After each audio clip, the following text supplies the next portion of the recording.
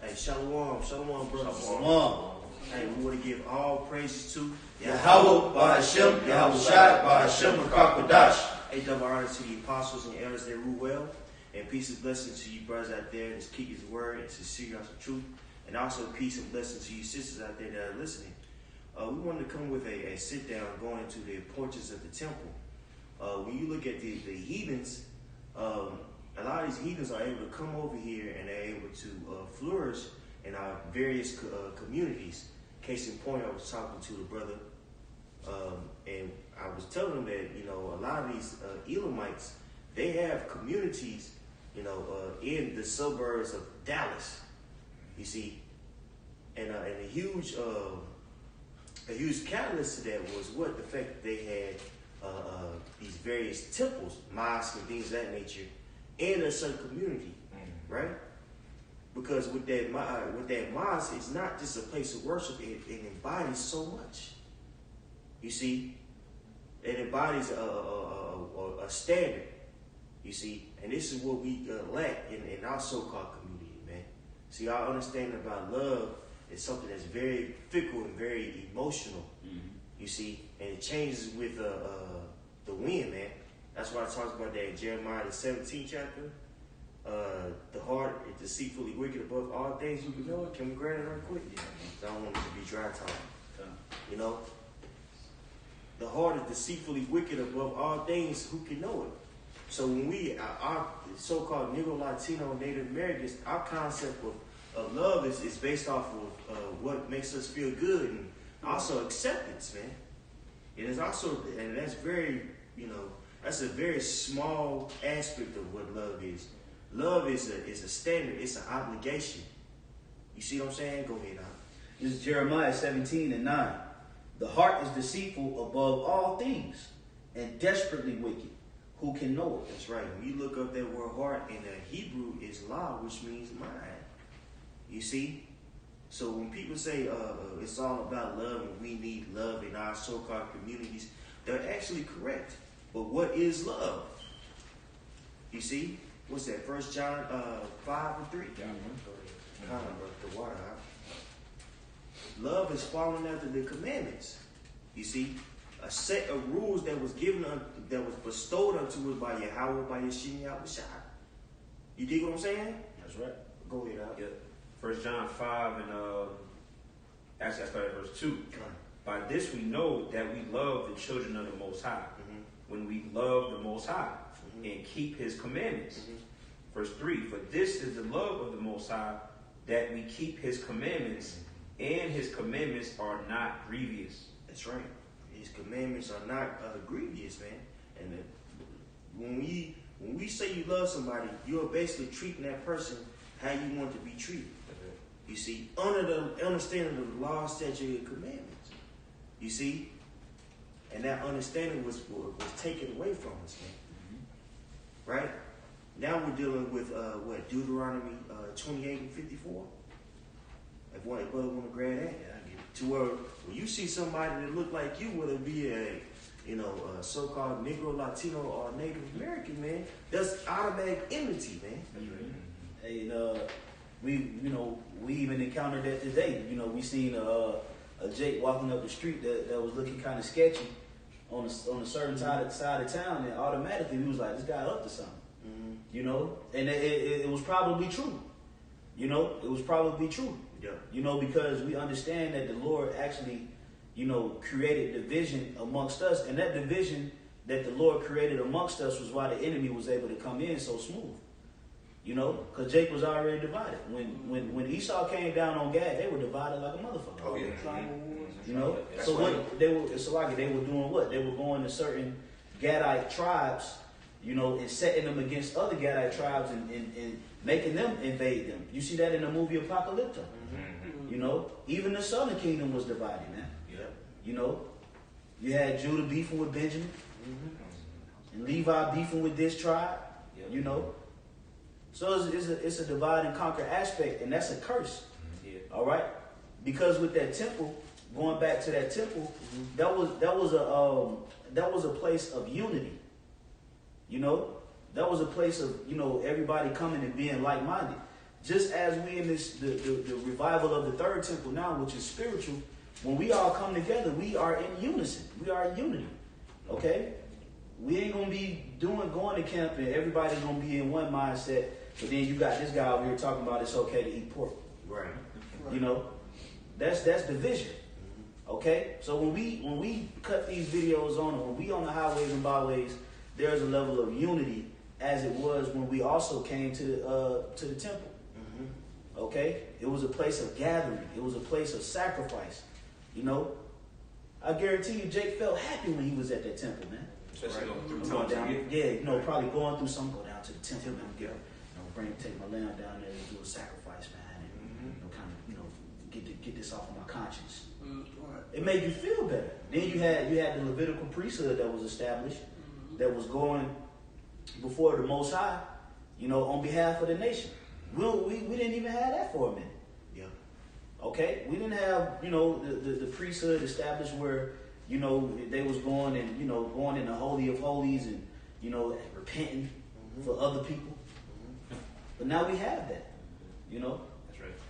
But I just wanted to make that quick point. Nah, that's a beautiful point. I had a precept for you brothers. Come. We're going to the point with the love. This is John 15 and 13. And one thing that, you know, I remember I shared a little story real quick, brothers. On my father checked me because I had told a girl, you know, when I was younger that I loved her. My dad, he got hot, he got mad at me. He explained to me that through his understanding that love is when you lay your life down for somebody. And that's the ultimate love, because Yahweh Shah ultimately, he loved us because what? He laid his life down for us. Right. So this is John 15 and 13, and it says, greater love have no man more than this, that a man shall lay down his life for his friends. And that's the ultimate love through the scriptures and everything, because the scriptures say lay the law on two things: love your neighbor as you love your brother as you love yourself. So if you would live for yourself and die for yourself to protect others, it's reciprocated in so many ways that creates synergy. When you have that band of string together, where it's like we all moving together. I know this man will lay his life down for me, and vice versa, and so on. You know, no enemy can come through that. And that's the ultimate level of love that Yahweh Shah is pushing us all to. And Lord willingly, we'll be able to be in those positions to maybe lay our life down for one another. Right. Yeah. That's right. That's right. You wanted that Deuteronomy? Come. We get back today. Come. This is Deuteronomy chapter 28, verse 54. Right. So that man that is tender among you and very delicate, his eye shall be evil towards his brother, and towards the wife of his bosom, and toward the remnant of his children which he shall leave. That's right. So when you look at, you know, Jake and that conduct now, man, it's a very selfish and very narcissistic mindset, man. You know, individualism, man. There's really an aspect of Western culture, man. See, in our culture, it was about unity and coming together, man. But they pushed over here, what? It's all about you. I'm going to do me. Only God can judge me. Yep. I'm going to do what I want to do. You see? And with that understanding, our people destroy and kill one another, man. Hey, Boosie exemplifies that ideology to the T, man. Yep. F God, I'm going to eat what I want to. God supposed to take care of me. Yeah. You know? He at my disposal. He at my disposal. You see? And if you think of the Most High like that, how much more so for somebody who's perceived as a nigger? That's why he doesn't mind selling people this poisonous food, making his own ramen noodles. Right. You know what I'm saying? Liquor, you know, that's probably subpar, because the best liquor really is hundreds of dollars. Right. The liquor that we drink is shit. Right. Real true liquor, it costs thousands of dollars, man. Yep. Because it's actually good for your body. The liquor that they're selling us, man, is low level. You know, and Jake's getting wine and things of that nature. How much more so for somebody that's in, you know, the hood, Right. 40s and things of that nature, man. Distilled, Old English. It's filth. Yeah. You see, but he'll engage in that activity because something that's advantageous for him, man. Mm-hmm. You see, this place here has built a very wicked mindset towards one another, man. It's a dog-eat-dog mentality. Mm-hmm. And it goes back to what? The fact that we don't have that understanding of what true love is, man. Yep. That's why there's no so-called trust here. What's that talks about in Jeremiah, the 9th chapter? Mm-hmm. Right. Trust not every brother, for every brother with ugly supplant. Mm-hmm. You see? With the destruction of the temple, man, and with us going into these various captivities, man, hey, we out here just doing whatever we deem is right. Right. We'll talk about that Judges, the last chapter, man. Yep. And everybody's beginning to do right in their own eyes. Mm-hmm. You see? Yep. Go ahead. I got a quick precept. This is Isaiah chapter 3, verse 1. For behold, the Lord of hosts, doth take away from Jerusalem and from Judah the staff and the host and the state, and the whole state of bread and the whole state of water. All right, and when you go into the significance of a staff, that's support. Yeah. Okay, a staff is used for support, and the Lord took that away.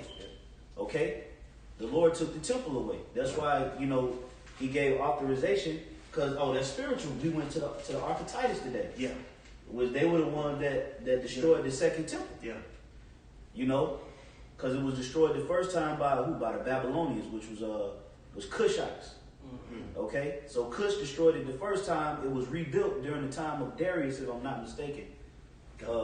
Cyrus. You can read about that in the book of Ezra. Mm-hmm. All right, it was reestablished to where Israel could go and dedicate. Then after that, it was polluted by the Greeks and then destroyed. It wasn't rebuilt. It was polluted, but then it was cleaned. Yeah, it was rededicated. Which is Hanukkah. The old stones was removed. Right. They replaced it with new stones. They cleaned the shrubs. Mm-hmm. Okay, but then the Romans came in and just straight up and down just obliterated it.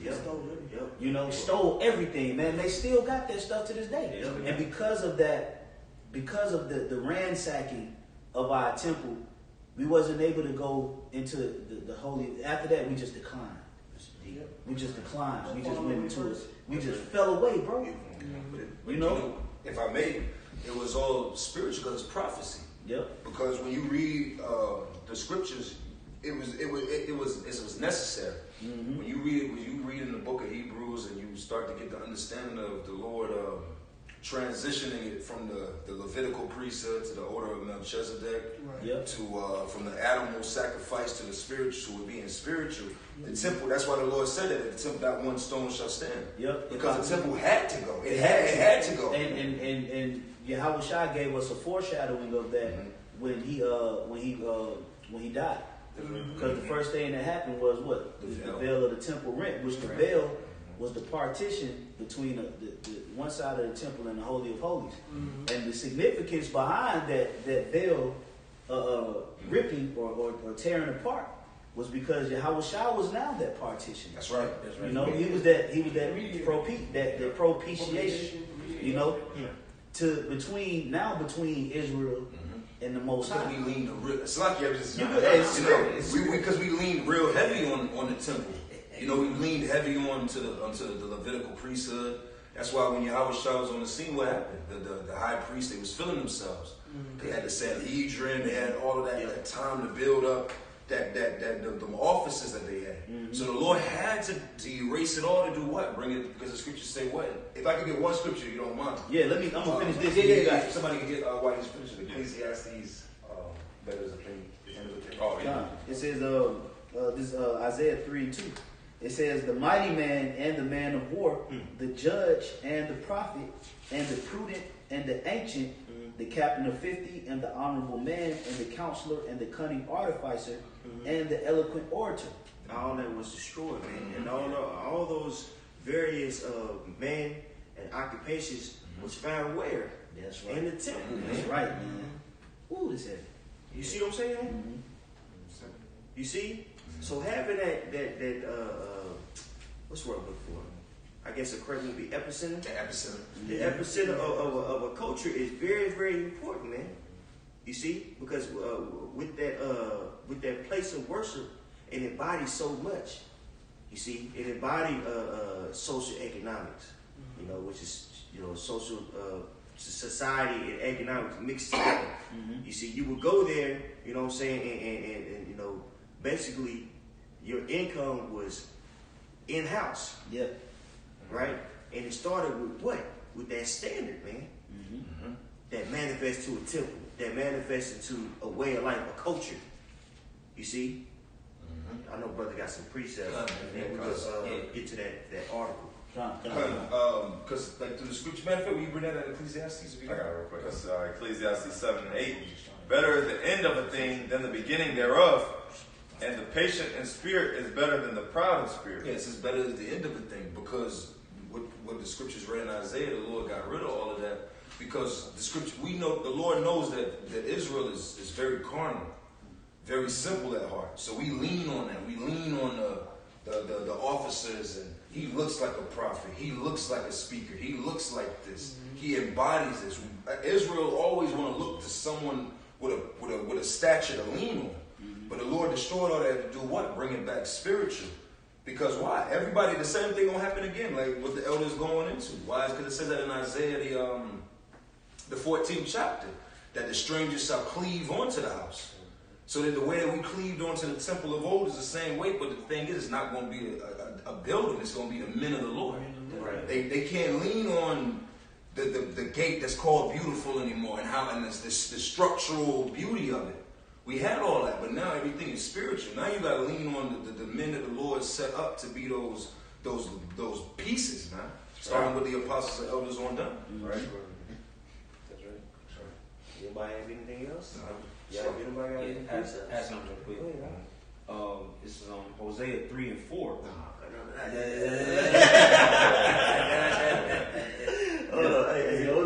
Okay.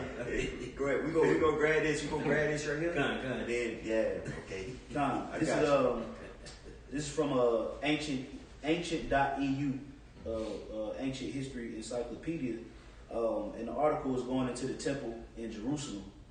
All right, and it reads, according to the Jewish tradition, the original Jerusalem temple was ordained by Yahweh or / God, as described in 2 Samuel 7 and 12, where Yahweh commands Nathan to tell David.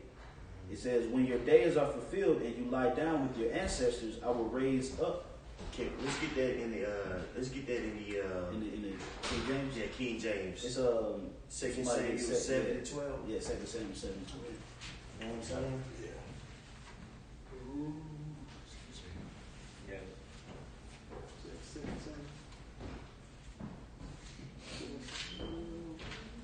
7 and 12.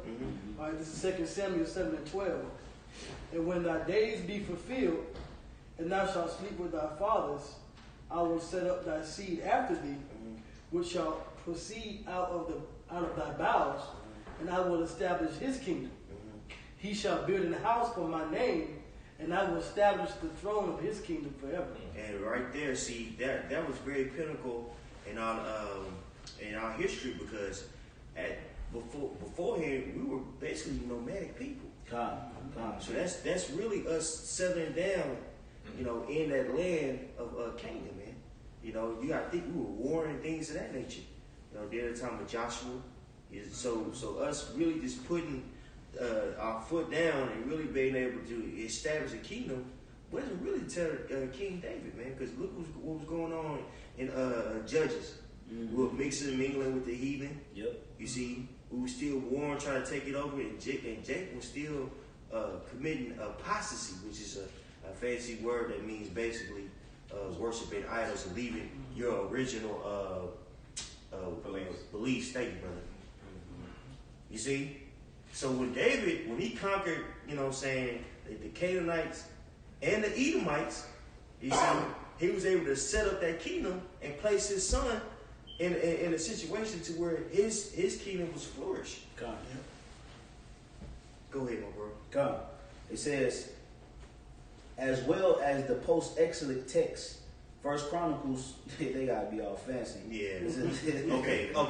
Right. You know, First Chronicles 28, 2 through 7, where David declares, and then he goes on to basically basically going to what we just read yeah. before. In depth. So now it's going into the socio-economic construct of the temple. It says the construction of the first temple period marked the transition from nomadic or migrant to a settled and established lifestyle. The Israelite or Judean community was no longer mobile, and therefore the portability of the tabernacle was no longer a priority, because we used to carry the Yeah, the the covenant. covenant. Yeah, Because at that point in time, when the law was given unto us, the tablets was given unto Moses to give to the Israelites. It was placed in that ark, and that ark was carried with the Israelites until they made it to Jerusalem. When they made it to Jerusalem, they was able to build a temple and place the ark in the Holy of Holies. You know, continuing on, it says, not only was the community no longer mobile, but a monarchy was also established, representing a significant transition into the political and socio-economic way of life. That's right. So we went from a tribal, basically a tribal group of people to having a kingdom order. That's it. You know what I'm saying? And establishing. So with that building of the temple, what did that embody? You know, that embodied really the core of our beliefs. You would go there, you would sacrifice, right? You would ask for forgiveness of sins.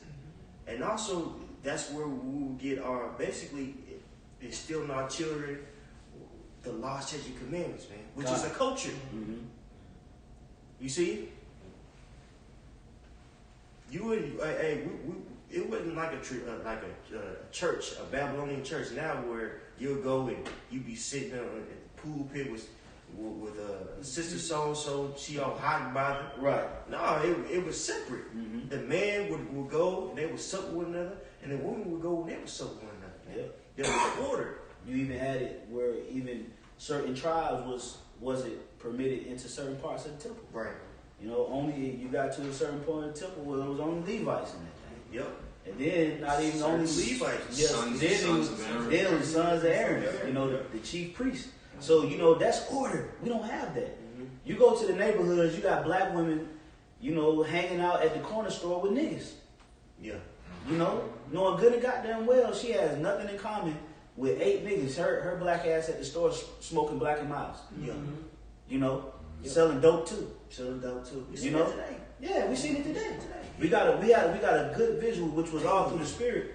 We got a good visual of how not having like the brother said, epicenter, where we could all go and kind of flow and congregate, has totally destroyed and wiped out people away. But now the Lord has it set up to where the only place to come gather now is spiritually, and it got to be through Yahweh Shai. And that's where we find that peace. That's where we find that order. That's where we find that unity and that camaraderie. You know. I just want to say, like, you know, that's when you look at old piece video movies, like in the 1800s when America was being established. What did they have? They had Main Street or the City Hall area. You know, you go to like up in Gwinnett and different regions, just like downtown Norcross is an area, Stone Mountain Village. You get visuals of that. And what is it always in the center of it? A church. Then you have the businesses, because like you said, the church would be, if there's a disaster you go to. But they try to take what we was established through the temple and our way of living and recreate it, but it didn't have the spirit. So that's why, you know, that whole energy of the priests of the city. Matter of fact, a good show that show you that who's the main character that they flow around outside of the Simpsons is the preacher. Where on that series they go to church every Sunday, where everybody everybody meets at that, because the church is or the temple in our case is what? That epicenter. Everybody came there. If this man and me meet, you know, he owns lambs, or I met the guy that owns lambs. So now that's a business connection. There you go. Now you're networking, as Jake always try to do, but Jake try to do it in the wrong spirit. They want to do it in well, I'm a Kimite. I believe in Kemet, and you believe in Islam. No. With that one understanding, I know that this man's not going to do me wrong, because why? If a man that stealeth from me, he has to restore 7 times. We have that understanding. Deuteronomy, the laws. Yeah, it's a verbal contract that we have with one another. lie not on one another. And really, technically, it's not a verbal contract. It's a written contract that we have. Oh, yeah, right. According to the law and statutes command, you can't. I can't steal from you. I can't. I can't do that. Hey, if I may say, I'll tell my rib this. Your rib might say this to you, like, you just do me whatever way. And I'll tell him, like, you don't even understand. I can't do it to you because I believe in a higher power. Right. It ain't got shit to do with you. It's just, I can't do that to you because I believe in a higher power. My laws dictate me. That's right. How I deal with you as a woman. That's how we govern. That's how we govern. That's You know, ourselves. You know, that's how we govern ourselves. You know, through that one common law. You know, so this is very important. This is a very important lesson, you know, to go into, because the Spirit had it set up, which I wasn't even thinking about it like that, to be honest. But the Spirit had it set up to where we kind of went through rough parts of the city to kind of get a visual, and then we stopped by the Ark of Titus, which none of that was planned. None of that was planned. Then the Spirit had us stop by the Ark of Titus, and then we went up there to go and get like in that spirit of how, you know, the temple was ransacked. And within the Ark of Titus, what did we see? We seen all kind of Gadite artifacts that don't belong to them devils. Right. We seen all kind of silver pieces, silver plates, and lanterns, and, you know, just different jewels and vessels, you know, that they had within that museum under the Ark. Showing you that, you know, the Most High, you know, them curses in Deuteronomy 28 is real. Right? And that area is very, I don't know if they went into the history of that area where the Ark of Titus here in Atlanta is. That was a really historically a steel making area. So there was a lot of Jake worked over there. A lot of Jake was, you know, because, you know, at a time where there was a time in Atlanta where, you know, Negroes were running this place. That's why they called it the New South. That's why they call it the New South. So even that, the very fact that they put that ark there is still a symbolism of us conquering you very much so in their city. Because who lives over there now by that place? A so-called successful Jake. Right, that's right. But Jake, you still defeated because you're still living on his land. You're still working his job. So he still has that visual right there in your face. Like, man, I still got y'all beaten. You don't even know why this is here. That's right. And the good point too is when you read about the Ark of the Covenant and its significance to, you know, the Edomites, they say, well, this symbolizes basically three civilizations: Egypt, Rome, and Greece, which was the beginning of civilization. You see, and that same vibration is what our people are governed under. That's right. You see what I'm saying? So when we went underneath, like, because there's an underneath passage that you go and look at the museum, man, we seen monuments of Zeus. Yeah, Zeus, he was tucked off and Zeus. It didn't even have no name. You gotta kind of guess who it is. What is this? We didn't even want to walk in the room. Yeah, it was a crazy aura. It was uncomfortable. But then what's crazy is they had like some of the oldest I forget the term for it. Replicas of Luke. Yeah, in the Greek. the gospel. You know what I'm saying? Yeah. In the Greek. You know what I'm saying? Then they had. Then what's funny is they had the popes. Renditions of Pope on the side, and they just let you know, like, this is an amalgamation of different religions. You know what I'm saying? That we use to put these people under subjection. Yeah. You see what I'm saying?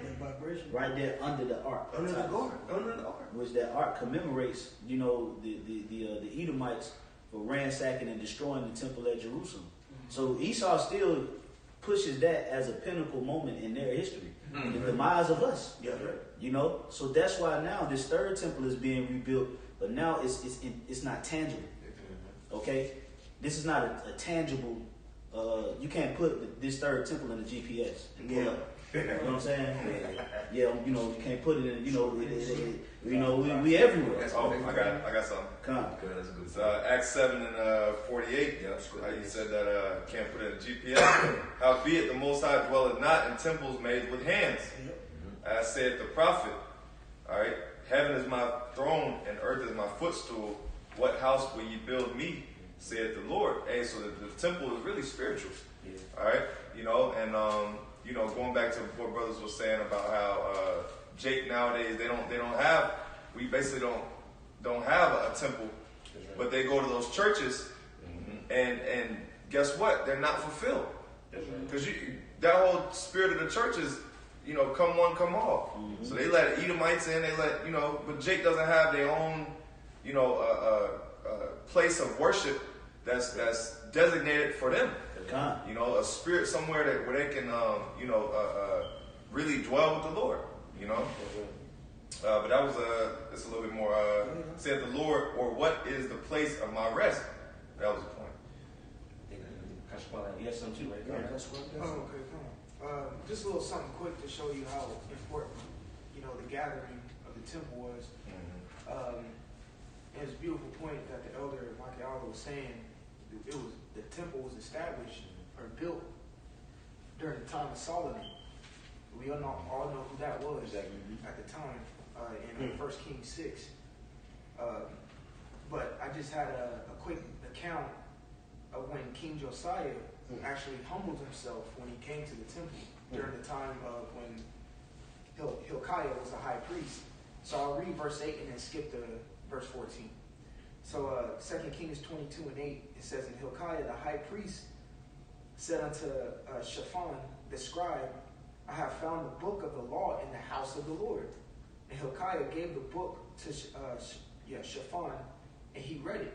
So skipping down to verse 14, it says, "So Hilkiah the priest and Ahikam and Akbor and Shaphan and Azariah went into Hodal the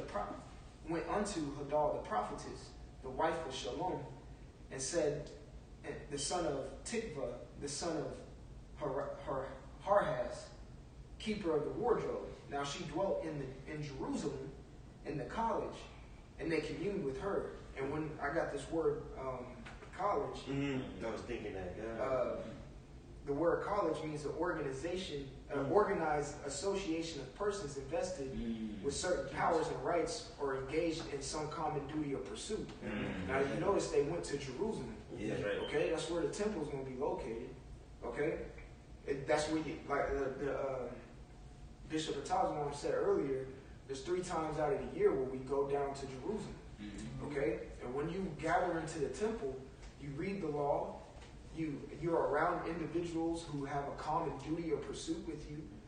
So everybody who's of a like mind, They'll want you to rip that shirt off. Be offended. They'll be offended by it because they understood what they went through and accomplished by going through that. It's a fraternal.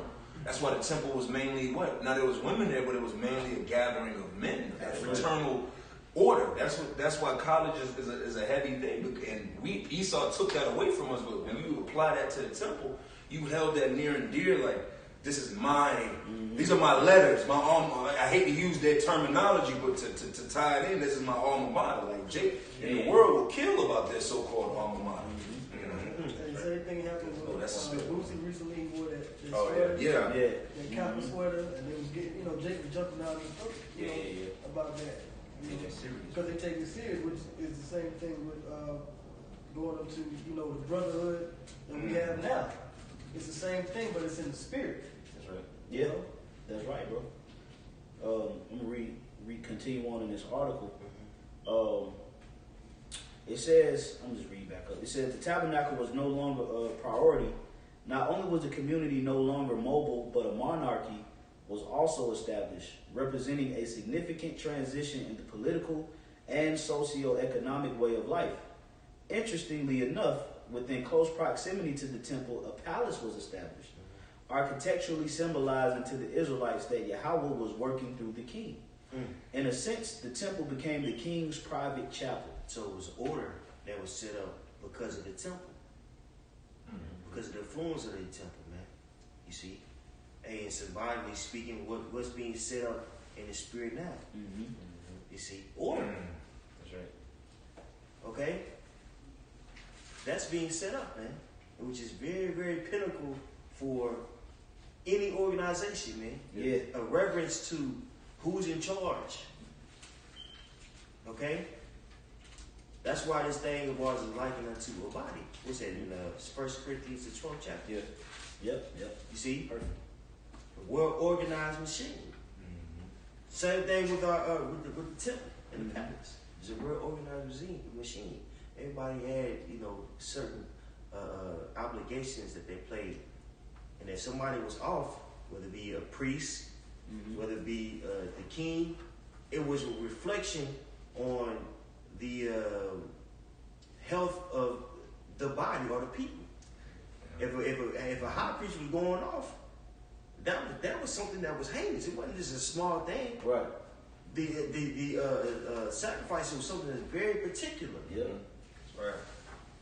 You see, if he was bringing in various items and things of that nature, that's something that's very particular. And what happened was a curse would happen, man. Same thing with a physical body. You put something in your body that's not advantageous to it, right? Or that's going to corrupt it. What is the body going to do? Well, it's going to eventually shut down, right? Or try to get that toxic out of it. You see, you ever eat some chicken that you ain't cooked well enough on a grill? You was like, I throw this up. Yeah, This ain't right, baby. Yeah. Your body will let you know. Yeah, that's right. Yeah. That's right. It's coming. Yep. I gotta we gotta get this battery. Yeah, or your body, it'll turn the solid into a liquid form so fast, so just to push it out. That's where you get diarrhea from. Because it's something in your system where it don't turn into a solid. The body compresses all of that solid into a liquid. It's like, man, how the hell it turn into a liquid that fast? Just so you can get it, so it can pass through, because it's a virus in there, and that's the same thing within the body. I'm talking about the spiritual body. That's why we all must hold ourselves, like what's been like one of the key words of the day, accountability. We all got to hold ourselves accountability on the construct of the body. That's right. Okay? Because we are one of those stones. You see? Well, it talks about that in 1 Peter, the 3rd chapter. And it talks about that in 1 Peter's, I want to say the 1st chapter too, if I'm not mistaken, man. We're a part of that Precious stones. Those precious stones, man. Chief cornerstone. But every man has to be conscious of how he's built. That's right. Yeah. You see? Yep. Let every man take heed on how he build thereon. So, because you have certain guys that come along and they begin to put certain pieces of the puzzle in the wrong place. Now you're throwing off the whole picture. That's why the scripture says it's better that you cut out one member of the body that the rest of the body suffer not. Roughly paraphrasing. But in order for this thing to flow like a well-oiled machine, like the elder was saying, is accountability. Everybody got to play their part. Everybody has to play their part. Everybody got to fit into the structure that Yahweh Bashim Shai set up and be the greatest you that you can be. Shine that light. That's right. Be humble. Stay humble. Pray for humility. If I may add this quick little bullet point in there, humility should be in your daily prayer. That's right. And the Hebrew word for humility is ainawah. That should be a daily prayer. Because why? Because the opposite of humility is what? Pride. That's the polar opposite of humility. And that's when one begins to depart from the Lord. And when we read in the Chronicles and in the Kings, we'll see majority of these wicked kings that came about. Why did they come? Why were these kings turning into wicked or turning wicked? Through pride. It's a fool, boy. Because we just read in the article, the palace was where? It was right there by the temple. They was getting all high-minded, and they on the level. And next thing you know, they going into the temple, committing wicked sacrifices, getting everybody else in fucking trouble. Through, you know what I'm saying? Now the Levites start going off, then the rest of the tribes start going off, then the Lord bringing the Babylonians and knock it down. Because the sacrifices that's going up in the Holy of Holies is polluted. Smoking his nose. Smoking his nose. Smoking his nose. You don't know. Got to bring that down. What is it? So is the king, so is the people? I think it's the Sirach 10. So even the king must be in conjunction with the Holy Spirit in order for every part of the body to flow properly. You know what I'm saying? Because if I may add, because when you go into the law, which I want to read, I'll let you get your precept, but when you read Deuteronomy the 17th chapter, that's a chapter that goes directly into how the king you addressing the king. But then what follows Deuteronomy 17, Deuteronomy 18, that goes into what? The prophet. Because they go hand in hand with each other. Yes, Most right. of our greatest kings were what? Prophets. That's right. King David was a prophet also. Yep. So And that whole lineup, he represented the temple and the order of it, the spirit of Yahweh Shem Yahweh Shai. And he also represented what? The high-ranking order, because they one in the same. Cesare Borgia showed you that. That's why he wanted that pope position. He didn't want to be the king. He wanted to be the pope, because that was you embodied the spirit of Yahweh Shem Yahweh Shai. So the man for us was what? King David. He was the king. He was the eye of the apple of the Lord, and also he was what? He represented the spirit. I got a precept, but go ahead with yours. This is 2 Corinthians chapter 6, verse 16. It says, "What agreement hath the temple of the Most High with idols?" It says, "For ye are the temple of the living power, as power has said, as the Most High have said, I will dwell in them and walk in them, and I will be their power, and they shall be my people." And I was just wanted to I'll bring that up because of what the elders were saying, but that goes along with what you're saying with the embodiment of the temple, being the prophet and the king at one time. It says, verse 17, "Wherefore come out from among them, and be ye separate, saith the Lord, and touch not the unclean thing, and I will receive you." Verse 18, "And I will be a father unto you, and ye shall be my sons and daughters, saith the Lord Almighty." And that's all that what Yahweh Shai represented. Okay, because Yahweh Shai, he under the order of Melchizedek, he became. Well, first of all, we go to the prophecy in Isaiah 9. It says the government shall be upon his shoulders. So he's the king, right? But he's also the high priest. That's right. And he's the top prophet, the one that Israel's supposed to listen to. That's right. And then underneath him are those, because it talks about it says that we're going to be, that he maketh us to be the sons of the Most High. That's John the 1st chapter. So the rest of the rulers and kings of the nation that comes underneath Yahweh Shai, we represent also to that new temple. Absolutely. You know? Absolutely. I had to go with the king. This is Deuteronomy 17 and 18. Now, a few verses up, it tells you that the king's not supposed to multiply horses and wives, because what does that breed? Pride. But Deuteronomy 17 and 18, it says, "And it shall be, when he sitteth upon the throne of his kingdom, that he shall write him a copy of this law and a book out of that which is before the priests, the Levites. And it shall be with him, and he shall read therein all the days of his life, that he may learn to fear the Lord his power, to keep all his statutes, the words of this law and these statutes, to do them." Because the king, as the elders said in the Sirach, the 10th chapter, so is the king, so is the people. So we got a king that fears the Lord, keeps the law, statutes, and commandments. He embodies the spirit. He shows you that he has because of this, he was able to gain these riches, deal with this. You have a role model. That's really what it comes down to. Jake don't have a role model. Jake don't have, our people don't necessarily have those individuals that they yearn for. Like that's what I want to be like. I want, and we have it, but that's why we're here to proclaim those people. You know, but that's what Jake is yearning for. That example of like, you know what? I want to be like those men, because those men, the Lord, they respect the Lord. They got the riches. They got the women. They got the land. That's the man right there. All because, and what is a man that's like that going to do? Give it right back to Yahweh Shem Yahweh Shai. That's right. You know? Which is why the temple was so closely located to the palace. To the palace. You know what I'm saying? Because and that's why. When you go into it, which I'm gonna read that part. You know, that's a beautiful part in the article. It says, Salakia. It says, okay, here we go. It says the temple, a palace was established, architecturally symbolizing to the Israelites that Yahweh was working through the king. In a sense, the temple became the king's private chapel, representing the temple as an elitist form of worship. You know, that's it. That was top level worship. You know what I'm saying? It didn't get. It don't matter what belief system it was, that order, that structure that we had was killing it. Yep.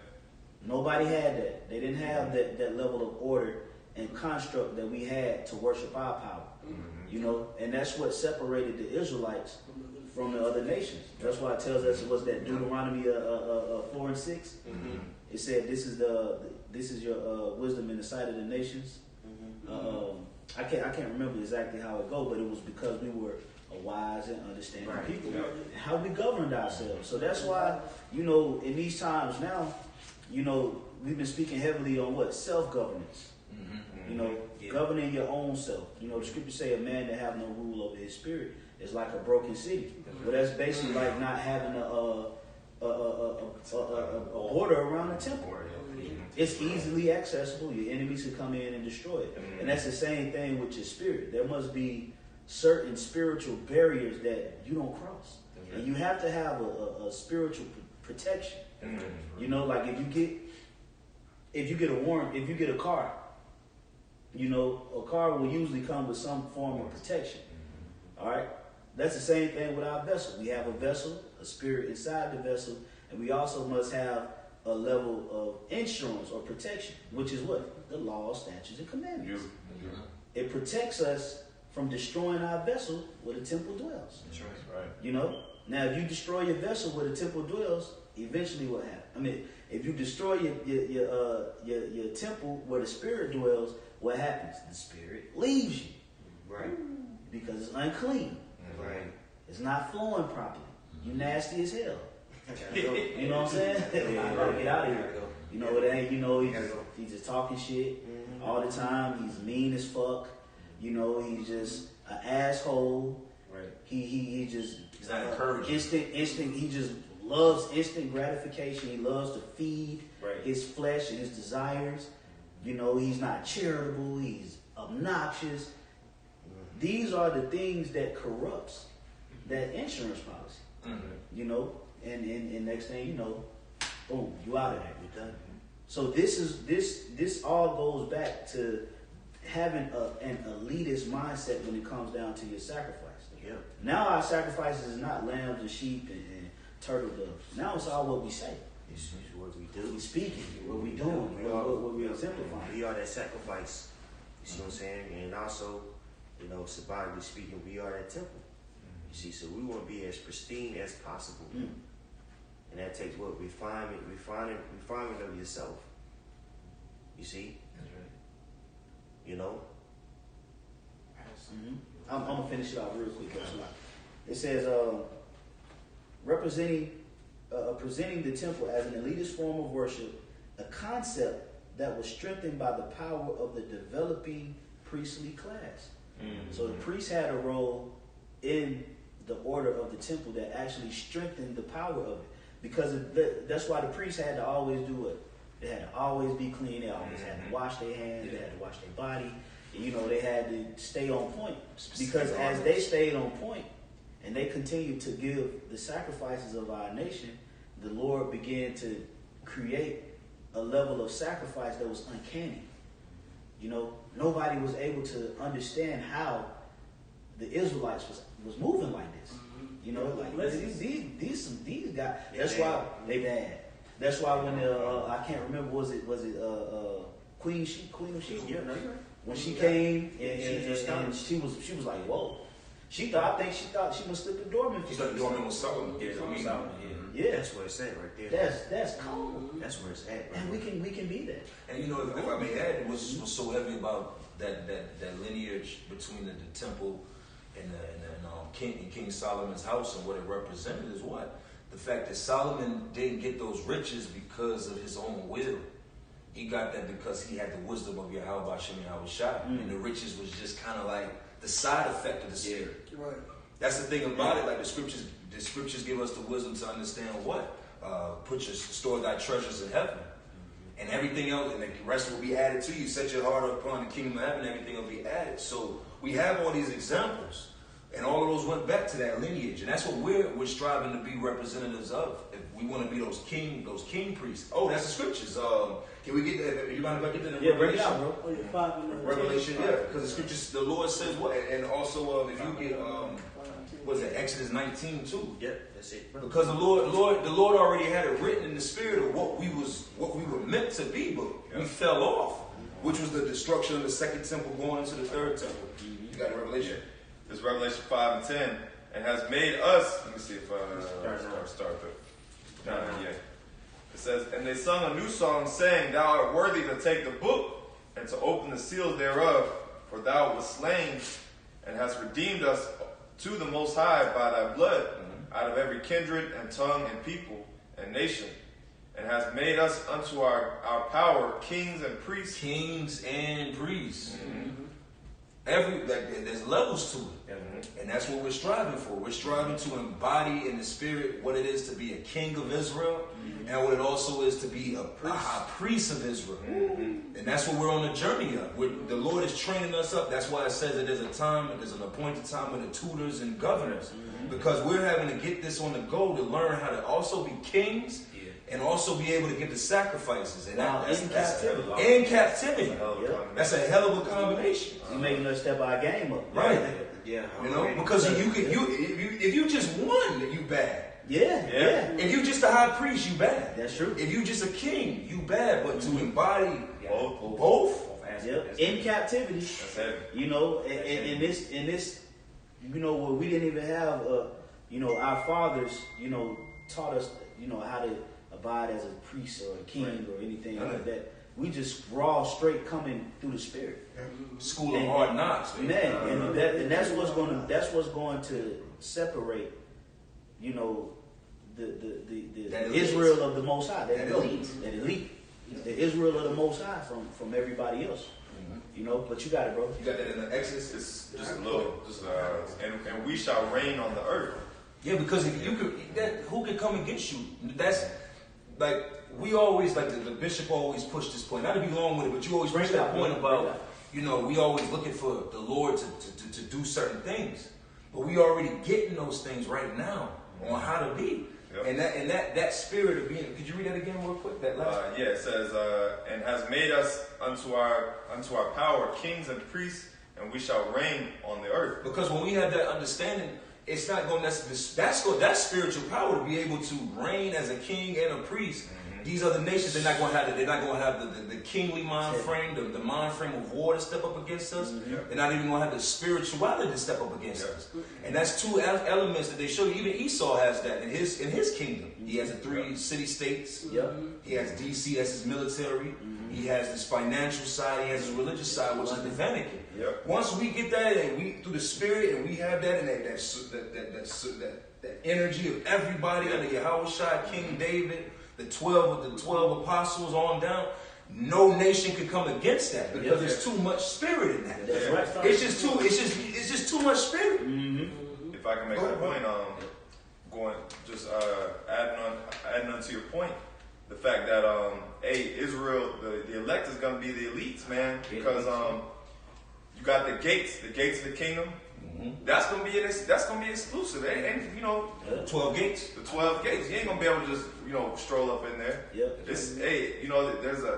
That's for particular people. That's for the kings and priests. It tell you that in Revelation that the Most High Himself gonna be within that temple in New Jerusalem.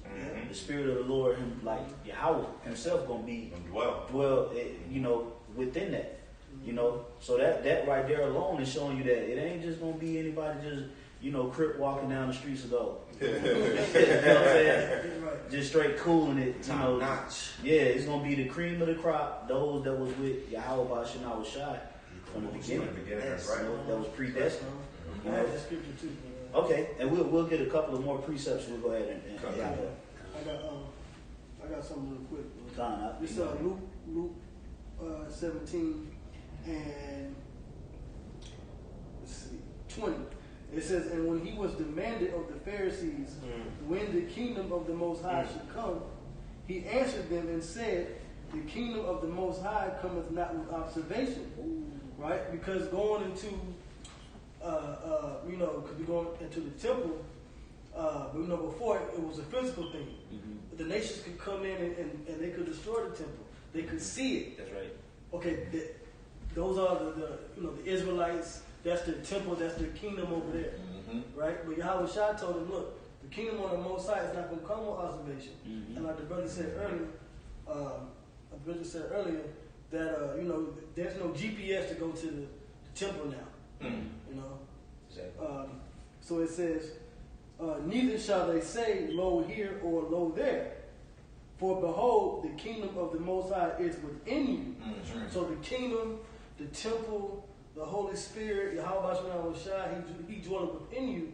So when Jerusalem does come down from heaven to rule and reign on the earth as kings and priests, all right, we're going to exemplify that, but it starts with us learning and walking with wisdom now. So we'll be those clean, righteous vessels for the Lord to say, okay, these are my sons who I am well pleased. Right. The same way that he told Yahweh Shai. That's right, bro. You know? That's right.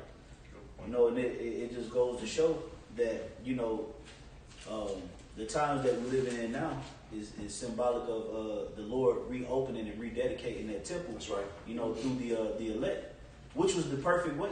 That's right. Anyway, that's the best way to rededicate, because you had niggas up in the temple. That's why Yahweh Shai, what did Yahweh Shai do? And what was that, John the 2nd chapter? You know, he called them den of thieves. Because what were they doing? They were selling, they were basically selling a repentance kit. Yeah. You know? Yep. That's some nigga shit, man. You know? Stealing prayers from the Most High. Like, look, man, just gonna do that shit, man. Look, I got some dirt doves for the law. I got some turtle doves for the low. Just do what you do. Just pull up on me. I get you right, my boy. That's what they was doing. That's exactly what they're doing. They had. That's why it say Yahweh Shai drove out the oxen and he'd overturn the tables. He called them a den of thieves. You know. So now that was going on, the Lord clean slate. Y'all is out. You get out of my face, man. I'm gonna reestablish this temple through those that were with me from the beginning, and it's gonna be in them. Y'all ain't gonna be able to just access it. The only way you're going to be able to access this third temple is through faith. It's a big game changer there. It's a big game changer. You know? So now we got to just wholeheartedly believe in that veil. That's right. That propitiation in order to enter into that level of sacrifice. Now you got to go through Yahweh Shai. That's why Old Testament, man. You Old Testament Israelites. You gonna get it. Y'all are lost, man. Because the fact of it is that you're not even... Your Old Testament, but how many of y'all are sacrificing turtle doves every time you sin? Right. How many drink offerings are you offering? How many sheaves of weed and all of this that you have to do to keep yourself in tune with the Spirit? Yeah. Whereas now it's spiritual. You atone for your sins. You ask for forgiveness in the Spirit of Yahweh Shem. It's easier. It's easier. Yeah. So where are you? That's, man, you Old Testament. You're out of that, man. Yes. That's right, man. You know, so did anybody else have any precepts? You got a quick one? Yeah, Amos 9:11. And that day I will raise up the tabernacle of David that is fallen, and close up the breaches thereof, and I will raise up his ruins and will build it as in the days of old. Yeah, so you know Yahweh Shai Shai is doing what? He's rebuilding the tabernacle of David, that house of David. Okay? Which is with the elect, pursuant to what? 2 Peter the 2nd chapter. That's right. Alright? Or 1 Peter the 2nd chapter, one or the other, the 5th verse. Say, ye are lively stones, I have raised up lively stones. Okay? Ye are a spiritual house. That's the brotherhood, man. That's it. 1 Corinthians 3:9 says what? We are laborers together with the Most High. Ye are the Lord's husbandry. Ye are the Lord's building. Okay? We are the building. You got to go through brothers to get to Yahweh Shai now. Just as we had to go through who? The apostles and elders, because the apostles and elders went through who? Through their elders that went through Yahweh Shai. So it's an order. Before you could get into the Holy of Holies, you had to go through the layers of the temple, bro. You know, when you was in a church back in the book of Acts, if you was traveling, you got to go through that church. You got to pull up on that church first. Main gate. You know, you got to check in. That's why the apostle said, hey, that's why this brother, through the Spirit, hey, this brother traveling around. Oh, okay. This brother traveling around, but what was the first thing he do? Pull up on the brothers. That's right. You know, because it's vice versa. If we was to be moving around and going place to place, the first place we got to check in at is who? With our government. That's right. With our economy. You know? which is that's how the Lord is establishing it now. That's right. Okay. Yahushua ain't just dealing with us. Right. He got people set in place. That's why he said, "What? I give the angels charge over thee." That's right. That's why, again, like you said, there's no temple to go to. So that Isaiah the 14th chapter, the first verse is heavy. The strangers shall cleave Yep, unto thee. cleave unto them. So that we had to cleave onto, like Yahushua came into the flesh, he proclaimed his Father. But we're not, truthfully speaking, we're not proclaiming Yahweh. We're proclaiming Yahweh through his son, Yahushua. That's right. That's right. So we're Yahushua, your worship Yahushua. That's why we push that name. That's the key. Yeah. And it's going to do the same thing. The Lord going to give that glory. Lord willing, we be part of that number. Towards where Obadiah, was the 18th verse? He's raising up saviors. So they're going to have to cleave onto this third temple. That's the men. You can't go around it. You got to clean. All of you, even you scoffers, man. It's like I just, Bring it out, bro. even you Bring it scoffers, out, bro. because you scoffers, you trying to go another way through too. That's why the Lord says in Revelation, the 3rd chapter, that what you Jews, you synagogue of Satan, you're going to bow down to them and bow down to their feet. So because you got to go through you got to go through the order of things. You can't go no other way.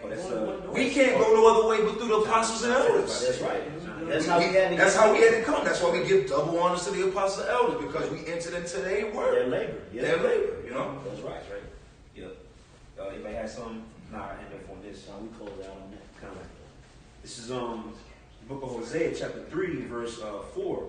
For the children of Israel shall abide many days without a king, and without a prince, and without a sacrifice, and without an image, and without an ephod, and without a teraphim. Which essentially, a lot of things synonymous with the temple, man. You know, we lost that, man, through the various captivities, man. You know, that's why through the years Jacob's become very dysfunctional, man. They don't have any order. All right, the Lord took those things away. But then verse 5, it says, "Afterward shall the children of Israel return." And we're seeing that now. All right, so the Lord is gathering his people by the word, man. Like you read on, what's that, Isaiah 34:16, seek ye out the book of the Lord and read. None shall want her mate, for my mouth hath commanded, and my spirit hath gathered them. The spirit of the Lord is what gathered the stones. You know, the word of the Lord gathered different stones together and it's bringing them together. Nah, bro, it's like to cut you off. No, that word teraphim. Yeah. If you look it up, it goes into an image. Or also it says a healer. A healer. Who is that? That's coming with healing in his wings. That's right. Yahushua. It said we're gonna dwell many years without that teraphim. We didn't have the image. You had niggas out here, you know, acting like they was Michael Jordan. Niggas out here, you know, acting like they was, you know, Young Jeezy, Snoop, Gucci, That's right. Migos, Martin Luther King, Reverend Ron. right? You know, Ralph David Abernathy. You know, just walking around just trying to follow a nigga, man. Elijah Muhammad. Right? You know, it's like, yo, niggas just following any and everything that tries to exalt itself. That's right. You know, but that was not the image. Right. That wasn't the way. This is the way that we should walk. This is it. All right. That's why the scriptures tell us in what is that? Isaiah 30. It says, "Ye shall hear a voice That's it. Yeah. behind you, saying, This is the This way. is the way, Walk ye in it. That's When right. you turn to the right or when you turn to the left, that way is Yahushua. That's right. That's been the image the whole time. That's it. Which is why the Lord charges us to walk in that image. That's right. And it's not a physical image now. Now we're talking about a spiritual image. How do you produce a spiritual image? That's different. That's a different image than what we're used to following. You know, everybody was walking around with the Jabos on, the Air Force Ones. And that's easy to do. You just go cop that shit. But the Lord said, this is the way, walk ye in it, and it's spiritual. That means the acquisition of it is going to be tedious. It's going to take accountability. It's going to take your ass being in order. That's how you're going to get it back. Accountability, bro. That's right. Being on point. You know what I'm saying? Discipline. Go ahead, bro. You finish it off. Yep, verse 5. This is, "Afterwards shall the children of Israel return and seek the Lord their power." Man, and how are we doing that? Well, the brothers brought it out beautifully, man. We're doing that under understanding of Yahushua. That's right. We're seeking the Lord, man. with us seeking the Lord, what are we do? What are we doing? We're building that spiritual temple. That's it. You see, that's why it's so important. Going back against what the brother said is to have that accountability, man. You see, because you are a part of that building. You see, if you building and you drop a brick and that brick breaks into pieces, what are you gonna do with that brick? You gonna throw it away? What did John say? He said, basically, loosely paraphrasing, he makes stones cry out. You see? So don't think you're special because he can make a stone cry out. Man, so he can raise up the stones. Yeah. All we know is lively stones. Yeah, that's right. The Lord prophesied through a donkey. But he said that to say, look, somebody else will come and take your place, man. If you're not being solid. That's right. You see? You see? Go ahead, Al. Yep. It says and seek the Lord their power and David their king, and shall fear the Lord and his goodness in the latter days. That's right. And we are in those days. That's right. That's right. We are in those days, man. You know, the Most High willing, this was edifying. I don't know if anybody else got anything. That's fine. Okay. We want to give all praises to Yahweh, Ba'ashem, Yahushai, Ba'ashem, Kakodash. Hey, double honors to the apostles and elders that rule well. And peace and blessings to you brothers out there that's keeping his word, sincerity, also in truth. Shalom. Shalom.